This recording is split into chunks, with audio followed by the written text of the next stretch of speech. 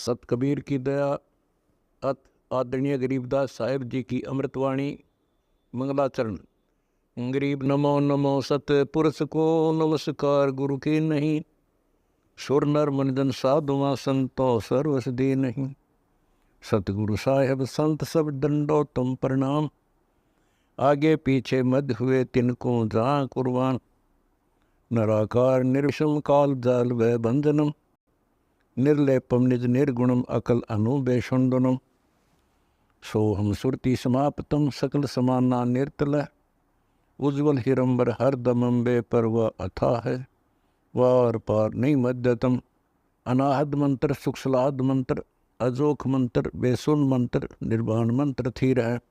आदि मंत्र युगादि मंत्र, अजल अभंगी मंत्र, सदा सत्संगी मंत्र, लौलीन मंत्र गैर गंभीर है। सोहम सुभान मंत्र, अगम अनुराग मंत्र, निर्भय अडोल मंत्र, निर्गुण निर्बंध मंत्र, निश्चल मंत्र नेक है। गैबी गुलजार मंत्र, निर्भय निराधार मंत्र, सुमृत सुकृत मंत्र, अगमी अबंच मंत्र, अदली मंत्र अलेख है। फजलम फराक मंत्र, बिन रसना गुणलाप मंत्र, झिलमिल जहूर मंत्र, सर्वंग भरपूर मंत्र, सैलान मंत्र सार है। निरंकार गर्क मंत्र, तेज पुंज परख मंत्र, अदली अबंध मंत्र, अजप्पा निरसंद मंत्र, अविगत अनहद मंत्र, दिल में दीदार है। वाणी विनोद मंत्र, आनंद असोद मंत्र, कुर्सी करार मंत्र, अनबय उचार मंत्र, उज्ज्वल मंत्र अलेख है। साहिब सतराम मंत्र, साईं निकाम मंत्र, पारक प्रकाश मंत्र, हीरंबर पुलास मंत्र, मौले मलार मंत्र, पलक बीच खलक है। कौन ब्रह्मा का पिता है, कौन विष्णु की माँ, शंकर का दादा कौन है, हमको कूदे बता। यह जानने के लिए कृपया सुनिए जगत गुरु तत्वदर्शी संत रामपाल जी महाराज के। की कृपा से ही ऐसे शुभ समागम हुआ करते हैं। उसके हुक्म के बिना कोई भी कार्य नहीं हो सकता। भक्ति मुक्ति के दाता सतगुरु, भटकत प्राणी फिरंदा, उस साहेब के हुक्म बिना नहीं तरवर पात हिलंदा।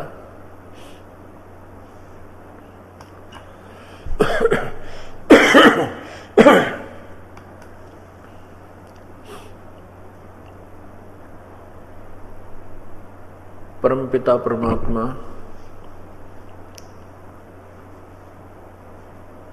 पूर्ण ब्रह्म कबीर परमेश्वर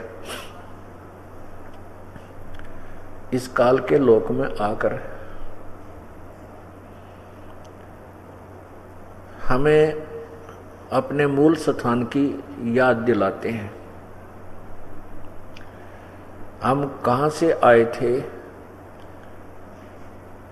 और हम किस कारण से यहाँ जन्म और मृत्यु के इस भयंकर रोग से ग्रस्त हुए।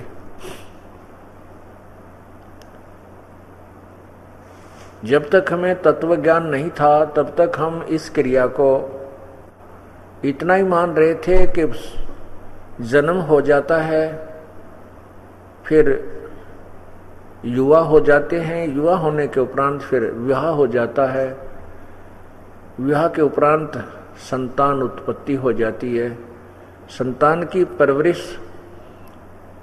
और फिर उनका विवाह शादी कर देना और फिर परमात्मा से मंगल कामनाएं करना कि हमारे बच्चों को भी संतान देवे, उसके बाद हमारी मृत्यु हो जावे। तो हमने इतना ही मान रखा था कि हमारा मनुष्य जीवन का इतना ही कर्तव्य होता है। तत्वज्ञान से पता चला कि ये कर्तव्य नहीं, इसके साथ साथ हमारा बहुत सा काम और विशेष है। केवल इतना ही काम नहीं था कि बच्चे उत्पन्न करना, फिर उनकी परवरिश करना, उनको पाल पोस कर बड़ा करके फिर विवाह शादी कर देना, ये तो है ही है कार्य, लेकिन इसके साथ साथ एक और इम्पोर्टेंट वर्क था, एक अति आवश्यक कार्य था कि आत्म कल्याण भी करवाना चाहिए था। तो उस आत्म कल्याण के लिए हम इतनी रुचि नहीं रखते थे। जैसे भी परंपरागत कोई साधना पूजा हमने करनी होती थी, वो वर्ष में 6 महीने में या महीने में वो किसी विशेष स्थान पर जाकर के हम करके बस इतना ही अपना कार्य समझते थे कि भक्ति इतनी ही होती है। जब हमें तत्व ज्ञान हुआ तो पता चला कि इतनी ही भक्ति नहीं थी, भक्ति का बहुत अलग एक और सब्जेक्ट है, अलग से और इसका प्रोस्पेक्टस है। तो उसको पाठ्यक्रम बहुत शेष रहता था, उसका हमें पता नहीं था। उसी का ज्ञान तत्व ज्ञान से होता है। परमात्मा कहते हैं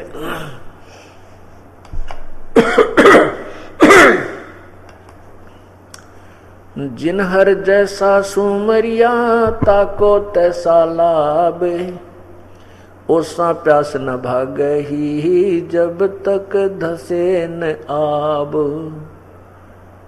हम छोटी मोटी साधनाएं करते थे, क्या करते थे, मंगलवार का उपवास रखा, 1.25 रुपये का, 5.25 का या कोई 1.25 मन का प्रसाद कूट छेद का वो बांट दिया। फिर छोटी मोटी कोई आरती कर ली, जैसे ओम जय जगदीश हरे, जय गणेश देवा।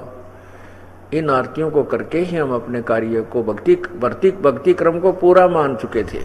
नहीं, परमात्मा की भक्ति हमने शास्त्रों के अनुसार करनी चाहिए। शास्त्र विधि को त्याग कर यदि हम मनमानी साधना करते हैं वो व्यर्थ है। हमारे सदग्रंथ कौन से हैं? पवित्र 4 वेद, पवित्र गीता जी, और परम पवित्र सवसम 5वां वेद, सवसम वेद। और हमने ज्ञान ग्रहण करने के लिए इनके अतिरिक्त और भी सदग्रंथ हैं, जैसे 18 पुराण और महाभारत, रामायण, साथ में कुरान शरीफ, पवित्र बाइबल आदि सभी पवित्र सदग्रंथ भी हमें ज्ञान ग्रहण करने के लिए सहयोगी हैं। लेकिन भक्ति के लिए पवित्र 4 वेद, पवित्र गीता जी और परम पवित्र 5वां वेद, सवसम वेद, जो परमेश्वर की अमृत वाणी है, कबीर वाणी,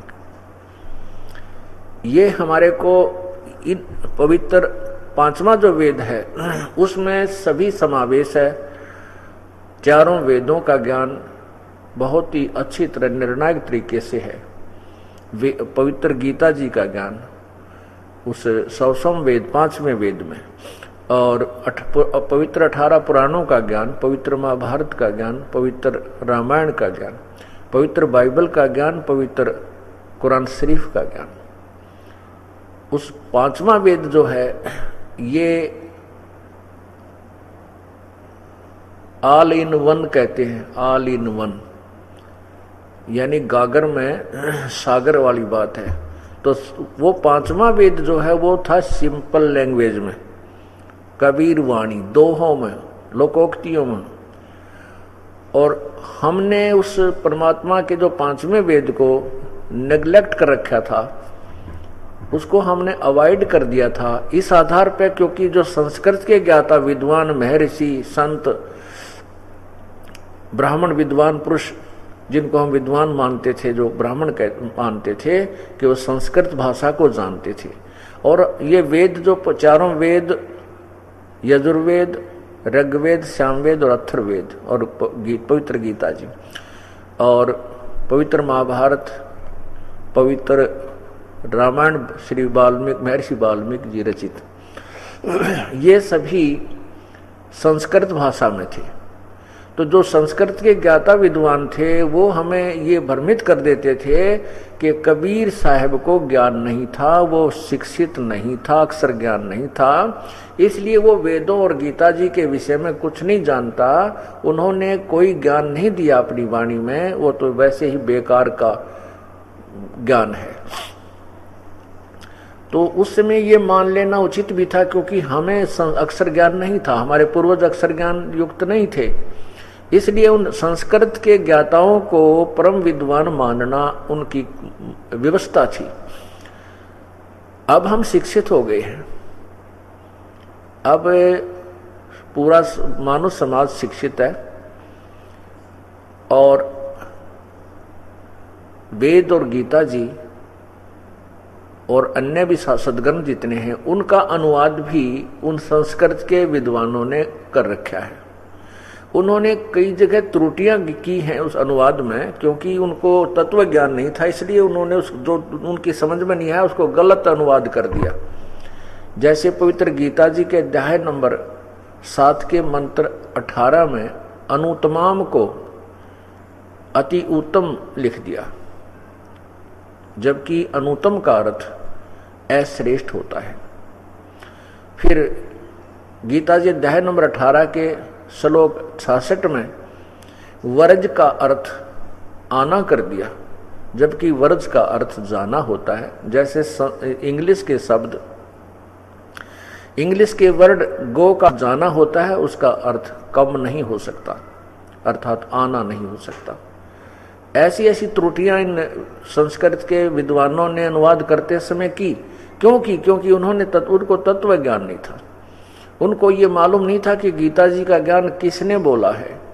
उन्होंने केवल श्री कृष्ण जी को ही एक सुप्रीम पावर मानकर, यानी उसी को एक अभिनेता मान करके पूर्ण परमात्मा, जैसे एक प्रांत का मंत्री होता है श्री कृष्ण उर्फ विष्णु जी, श्री कृष्ण जी कहो चाहे विष्णु जी कहो, ये एक ब्रह्मांड में एक विभाग के मंत्री हैं।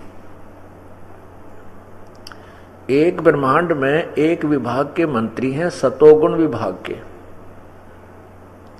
और श्री ब्रह्मा जी रजोगुण विभाग के मंत्री हैं और श्री शिव जी तमोगुण विभाग के मिनिस्टर हैं।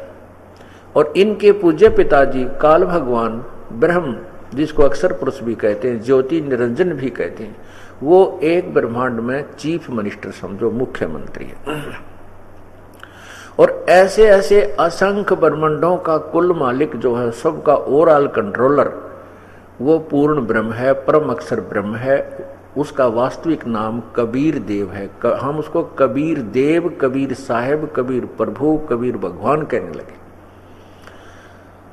तो अब श्री कृष्ण जी जो ज्ञान गीता जी में बता रहे हैं, श्री कृष्ण जी तो गीता जी बोल ही नहीं रहे, जैसा कि ये सोच रहे हैं ये संतजन ऋषिजन जिन्होंने अनुवाद किया, उन्होंने सोचा है कि श्री कृष्ण जी बोल रहे हैं। नहीं, श्री कृष्ण जी के शरीर के अंदर प्रवेश करके वो काल भगवान जो उनका पूज्य पिताजी है, वो श्री कृष्ण के शरीर में सूक्ष्म रूप से जैसे प्रेत प्रवेश कर जाते हैं, ऐसे बोल रहा है। वो ब्रह्म है और वो पूर्ण ब्रह्म की महिमा भी बता रहा है, अपनी महिमा भी बता रहा है।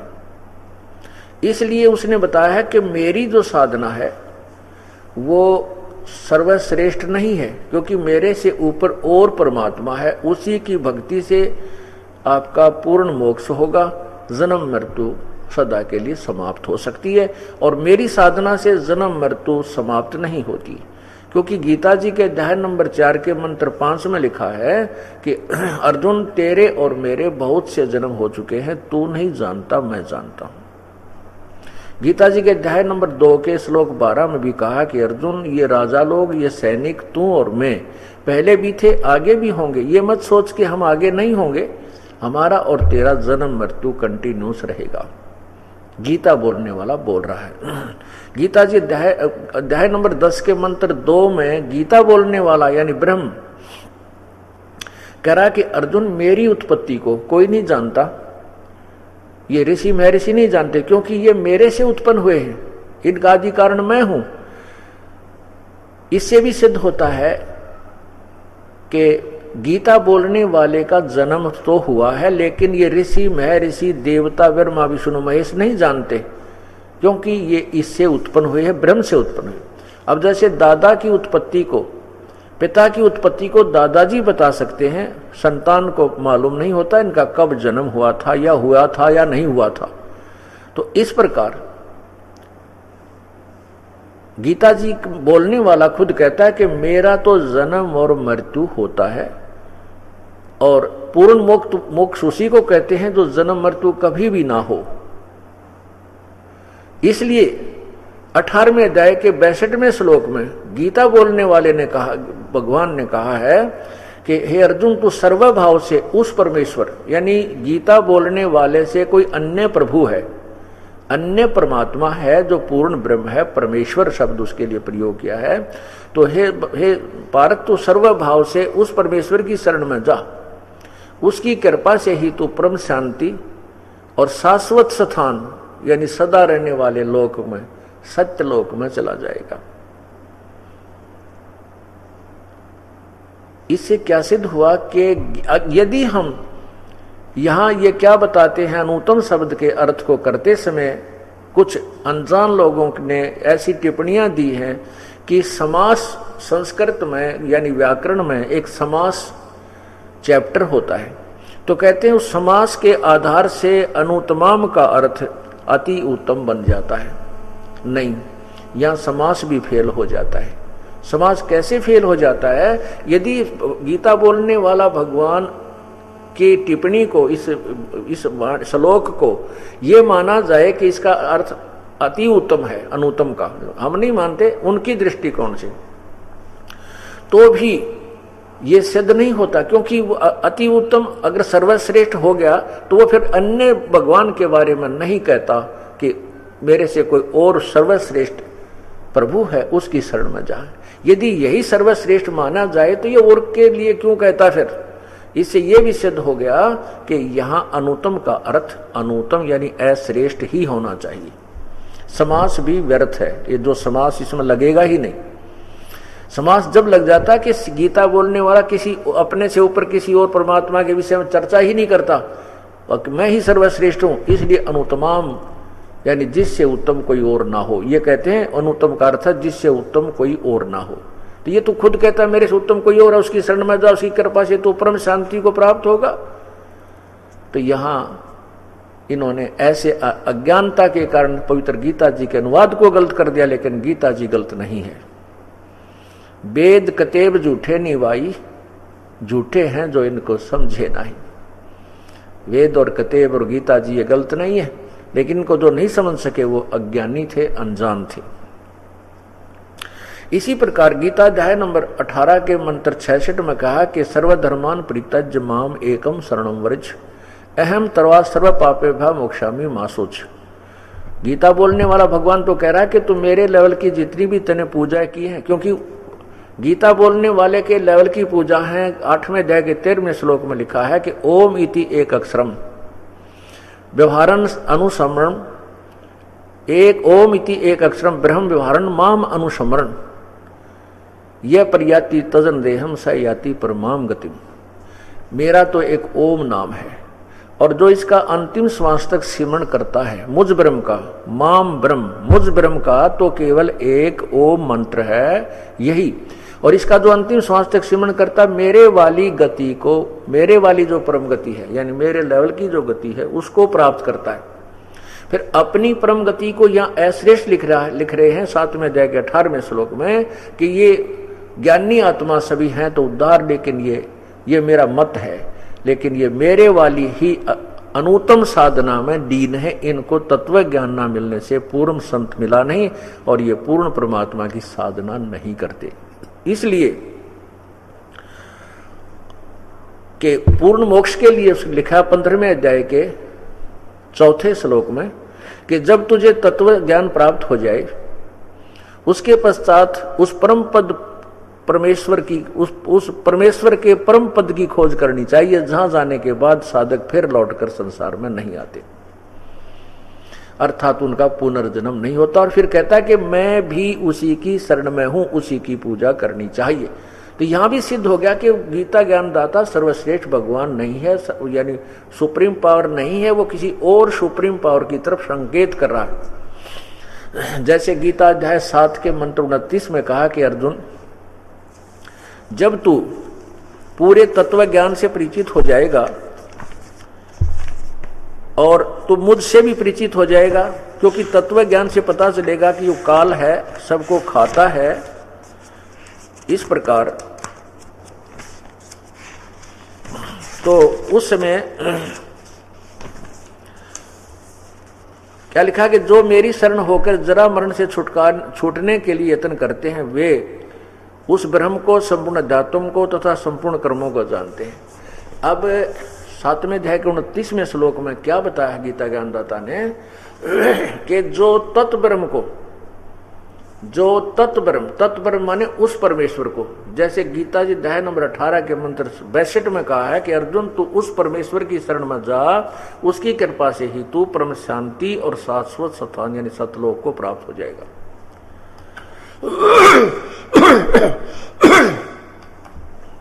तो उस तत्ब्रह्म के विषय में निर्णायक ज्ञान दिया है।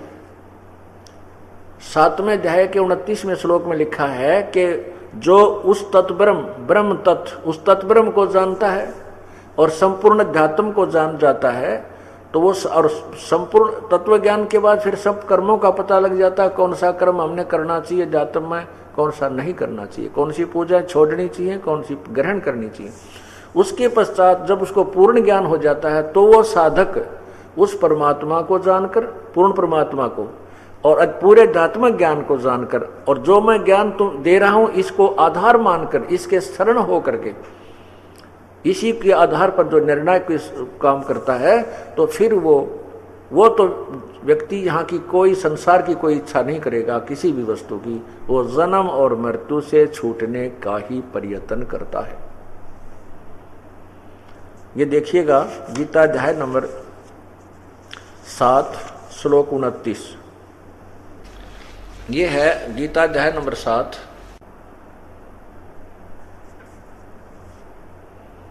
गीता अध्याय नंबर 7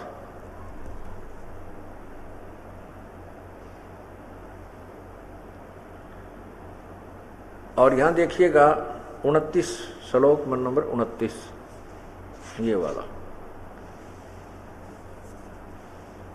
ये 29,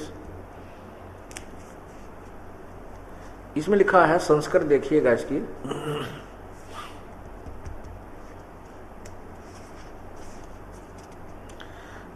जरा मरण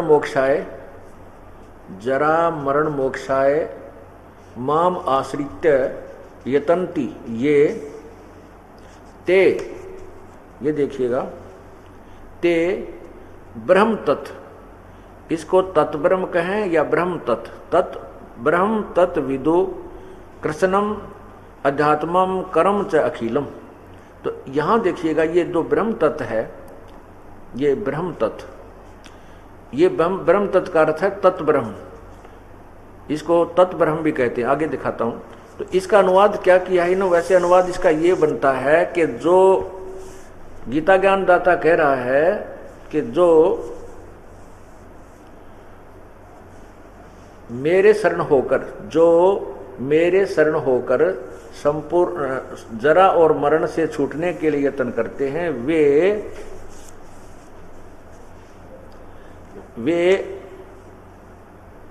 उस ब्रह्म को, तत् ब्रह्म, या इन्होंने सही कर दिया, ये देखिएगा, तत् यहां ले लिया तत् और यहां ब्रह्म, यानी यहां उस और यहां ब्रह्म, उस ब्रह्म को, तत् ब्रह्म, उस ब्रह्म को, यानी कोई और परमात्मा है, तत् ब्रह्म को, यहां देखिए यहां है ये तत् ब्रह्म, तत् ब्रह्म,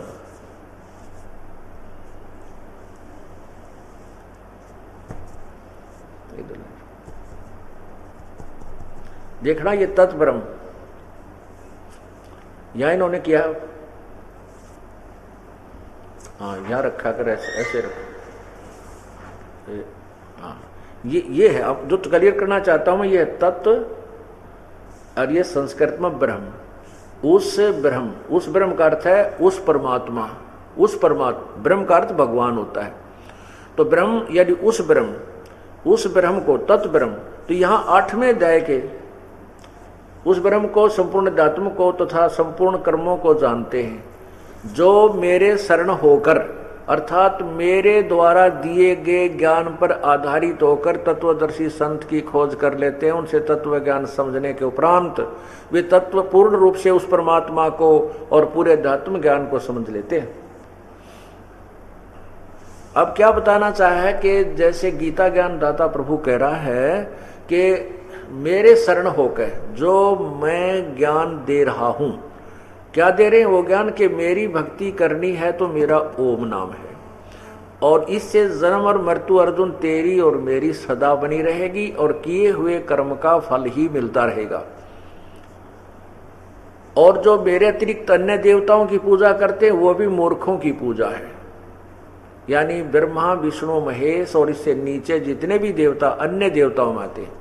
गीता जी के अध्याय नंबर 7 के मंत्र 12 से लेकर 15 और फिर 20 से लेकर 23 तक स्पष्ट किया है, और 9वें अध्याय के 20, 21, 22, 23 में स्पष्ट किया है कि जो अन्य देवताओं की पूजा करते हैं उनकी वो साधना शास्त्र विरुद्ध है, और तीनों गुणों की पूजा करने वाले रजगुण ब्रह्मा, सतगुण विष्णु, तमगुण शिव जी की पूजा करने वाले भी साधक मोक्ष नहीं प्राप्त कर सकते।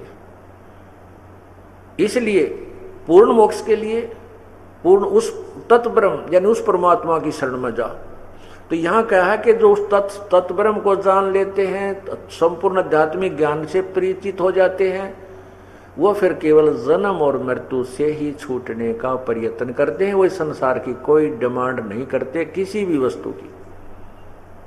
परमात्मा कहते हैं क्या मांगू कुछ थिर न रहाई, देखत नैन चला जग जाई, 1 लाख पूत 1.25 लाख नाती, उस रावण के दीवान बाती। परमात्मा कहते कितना मांगू भगवान, तो यहाँ की जो वस्तु जो यहाँ का भौतिक सुख के मांगू, 1 पुत्र मांग लूं, थोड़ी सी संतान संपत्ति मांग लूं, मान ले 20-30 एकड़ जमीन ले लूं मांग लूं, 5 कोठी मांग लूं, और वही और भी कार मांग लूं, 1-2 फैक्ट्री मांग लूं, वो भी मिल जाए। ये रहता कौन नहीं अपने साथ। उसका उदाहरण दिया है कि क्या मांगू कुछ थिर ना रहाई, थिर माने कोई स्थायी नहीं है वस्तु, और देखत नैन चला जग जाई, आंखों के सामने दुनिया जो करोड़पति है वो 1 मिनट में मर जाते हैं हेलीकॉप्टर में गिर कर, और वो अपनी ही संपत्ति का नीचा दब कर मर जाते हैं, वो संपत्ति यही रह जाती है। देखत नैन चला जग जाई, 1 लाख पूत 1.25 लाख नाती।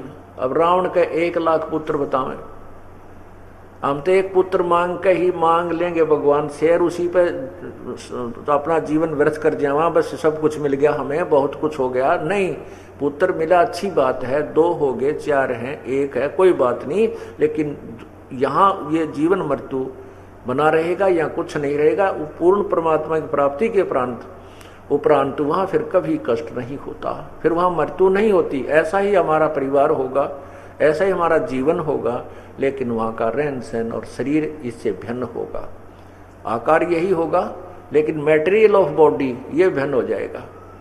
जैसे एक तो मिट्टी का मटका बनाओ, एक तो मिट्टी का प्याला हो, एक सोने का प्याला हो, सोने की बनी हो चीज, तो उसमें बहुत अंतर। मिट्टी का तो पड़ते टूट जा, गिरते ही फूट जाता है, और सोने की बनी हुई वस्तु स्थायी होती है, उसको जंग नहीं लगता, वो नष्ट नहीं होता।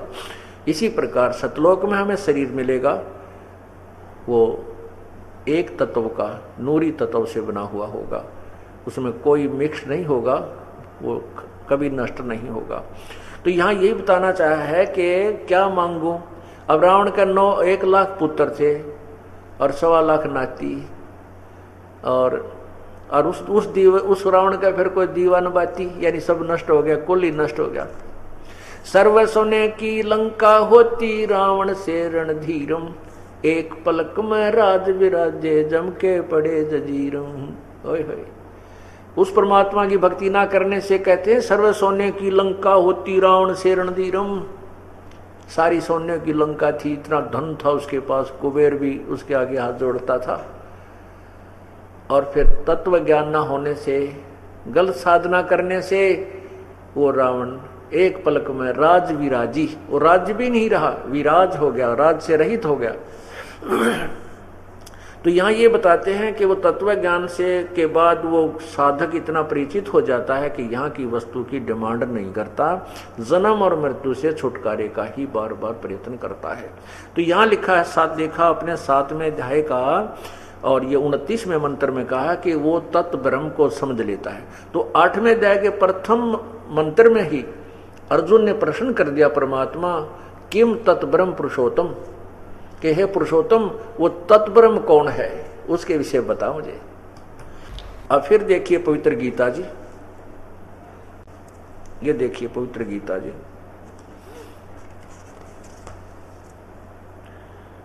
ये है गीता प्रेस गोरखपुर से प्रकाशित है, ये गीता प्रेस गोरखपुर से प्रकाशित है और जयदयाल गोविंद का इसके लेखक हैं। ये है श्रीमद् भगवत गीता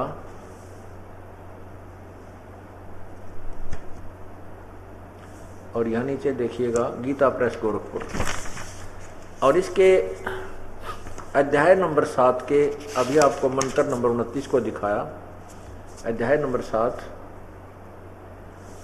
और ये मंत्र नंबर 29 ये रहा।